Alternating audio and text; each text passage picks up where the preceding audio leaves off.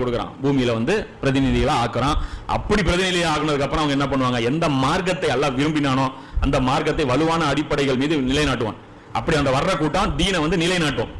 தீன் என்னன்னே தெரியாத ஒரு கூட்டம் என்னத்தை நிலைநாட்டும்? ஒரு முஸ்லீம் ரவுடி கும்பல் ஒரு பார்லிமெண்ட்டை கேப்சர் பண்ணிடும்.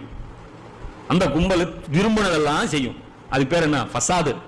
அதுக்கு பேர் வந்து சீர்திருத்தம் கிடையாது, ஃபசாது.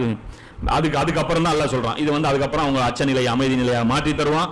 அவர்கள் எனக்கே அடிபணிவார்கள், என்னுடன் எதையும் இணை வைக்காமல் இருப்பார்கள் அப்படின்னு சொல்லிட்டு அல்லாஹ் சொல்லுவான். இது வந்து 24:55 இது எல்லாமே பார்த்தீங்கன்னா இந்த ஸ்டேஜ். இப்போ இதுல வந்து இன்னொரு குரல் சமீபத்தில் பார்த்தீங்கன்னா இந்நேரம் பழனி பாபா மாதிரியான தலைவர்கள் இருக்கணும்.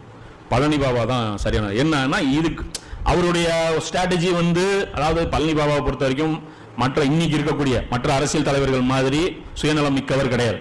அதே மாதிரி பொருளாதார ஆசை பிடிச்சவரும் கிடையாது. அதுக்காக தன்னுடைய பொருளாதாரத்தை செலவு பண்ணிக்கிறார்.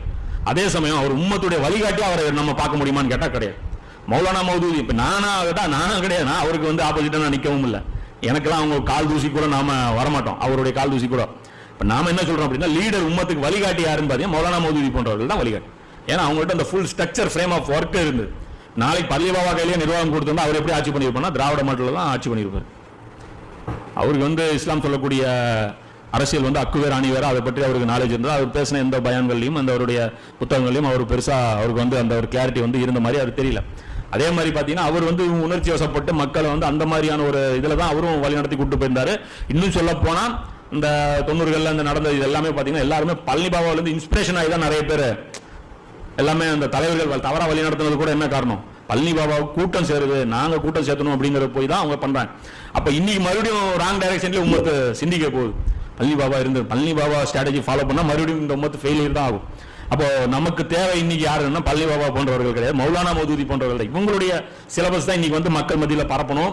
இதைத்தான் வந்து நம்ம ட்ரைனிங் கொடுக்கணும். இன்னைக்கு அரசாங்கமும் எடுத்து நொந்து போய் உட்காந்துட்டு இருக்கிறது என்ன, இந்த பழனி பாபா ஃபாலோவர்னு சொல்லிக்கிட்டு என்ன, பழனி பாபா பாடுபட்ட அளவு கூட முக்லீஸ் கிடையாது. அவங்க வந்து அதை கட்ட பஞ்சாயத்துக்கு பயன்படுத்துறாங்க. பழனி பாபாவுடைய அந்த நேம் அது எல்லாமே அந்த மாதிரி பண்ணக்கூடிய ஆட்களும் இருக்காங்க. ஸோ அந்த அடிப்படையில் பொறுத்த வரைக்கும் அப்படி இருக்கும். இப்போ மௌலானா மௌதூதி சில அட்வைஸ் வந்து சொன்னாங்க 1947. அது கொஞ்சம் அப்படியே பார்த்தோம்னா இன்ஷால்லா அது நமக்கு இந்த காலகட்டத்தில் நம்ம எப்படி செயல்படணும் அப்படிங்கிறது அது சொல்றாங்க. அந்த சென்னை பேருடைய இந்த புக்கில் அவர் சொல்றாரு, தங்களுக்கு எதிராக நடக்கும் பிரச்சனைகளை தீர்க்க அரசியல் அரங்கில் வழிகாட்டும் தலைவர்களை தான் மக்கள் தேடுவார்கள், முஸ்லிம்கள் தேடுவார்கள். அது அதைவிட பெரிய பாதிப்பை அவர்களுக்கு ஏற்படுத்தும். இதை அனுபவ ரீதியாக அவர்கள் உணர்ந்து கொள்வார்கள். மௌலானா மௌதூதி சொல்றாங்க, கலவரம்லாம் நடக்குது, இது எப்படி சால்வ் பண்ணணும்னு சொல்லிட்டு முஸ்லிம்கள் தடுமாறுறாங்க. எங்க போய் நிப்பாங்கன்னா முஸ்லிம் அரசியல் தலைவர்கள்ட்ட போய் இவங்க போய் நிப்பாங்க. அவன் மிஸ்கைட் பண்ணி உங்களை கூட்டு போவான். அது இன்னும் இவங்களுக்கு பாதிப்பை ஏற்படுத்தும்.